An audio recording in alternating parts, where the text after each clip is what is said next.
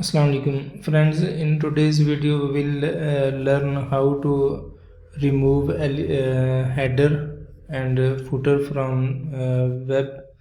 So first of all you need to go in admin panel. So need to go in appearance, add theme.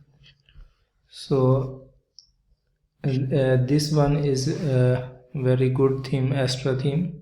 So you need to install it.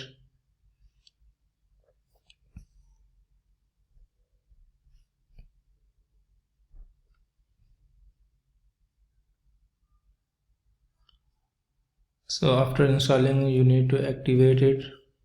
So in appearance section you need to go in other themes, you need to delete them.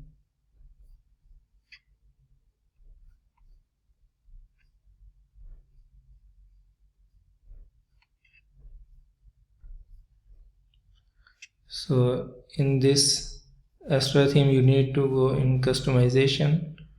So here go in header. So remove these primary menus and click on publish. So again go in footer section. So let me show you the preview as well.